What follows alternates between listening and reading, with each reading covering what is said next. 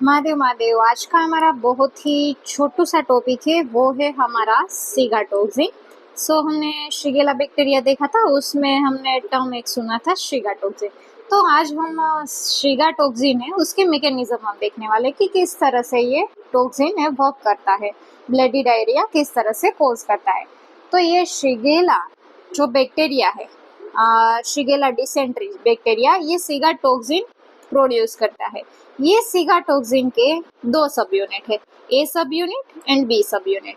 B sub unit यहाँ पर देख सकते हो, ये जो है ये है B sub unit, 5 B sub unit है और एक ए सब यूनिट है। यहाँ आप बीच में देख सकते हो ये है ए सब यूनिट। तो मतलब कि सिगाटोक्सिन दो सब यूनिट से बनेगा, A sub unit and B sub unit. ठीक है, अब ये जो बी सब यूनिट है उसका क्या काम है, ये बाइंडिंग में काम आएगा। ये जो बी सब यूनिट है वो बाइंड करेगा, किसके साथ बाइंड करेगा, बाइंड करेगा GB3 receptor.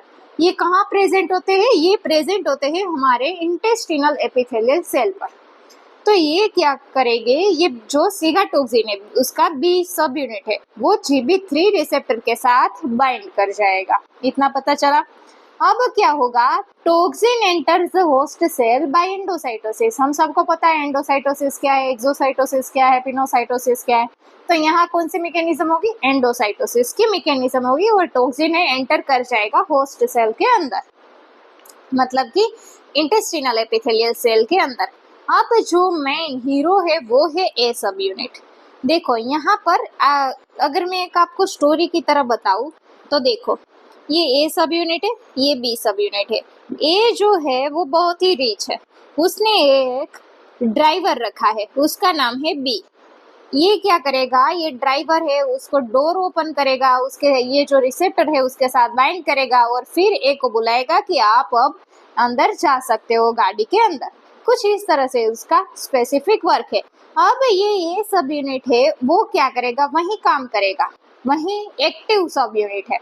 A sub unit separates and becomes active, मतलब कि बी सब यूनिट सब सेपरेट हो जाएगा और अब ये अपना खेल शुरू करेगा। ये क्या करेगा, ये रिमूव करेगा एडेनिन बेस को।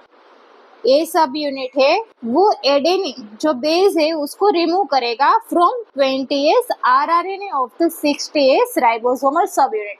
देखो यहाँ पर एडेनिन बेस है उसको रिमूव कर देगा, इसीलिए प्रोटीन का जो फंक्शन है, प्रोटीन जो प्रॉपर बनना चाहिए वो प्रोटीन बनेगा नहीं। तो यहाँ पर देखो, अब राइबोसोम स्टॉप्स फंक्शनिंग। अब यहाँ उसने एडेनिन बेस निकाल दिया है तो राइबोसोम अब अच्छी तरह से फंक्शन नहीं कर पाएगा तो प्रोटीन सिंथेसिस नहीं होगा।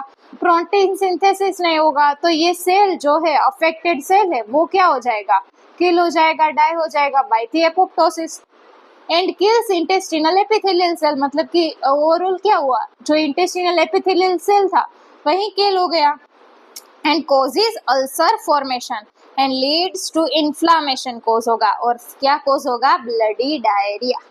तो ये थी हमारी पूरी मैकेनिज्म। फिर से मैं बता देती हूँ, बहुत ही इजी है, आप एक बार देखो।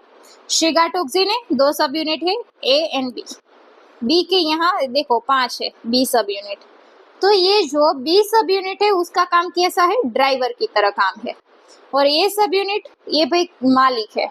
बी सब यूनिट बाइंड करेगा GB3 रिसेप्टर के साथ और एंट्री किसकी होगी, ए सब यूनिट की। अब ये ए सब यूनिट है वो रिमूव करेगा एडेनिन बेस का, इसीलिए अब राइबोसोम में अच्छी तरह से फंक्शन नहीं कर पाएगा, प्रोटीन सिंथेसिस नहीं होगा, सेल है वो मर जाएगा, kills intestinal epithelial cell and ulcer cause करेगा एंड इन्फ्लामेशन कोज होगा और इसी के कारण आपको ब्लडी डायरिया देखने को मिलेगा। तो ये थी पूरी मैकेनिज्म।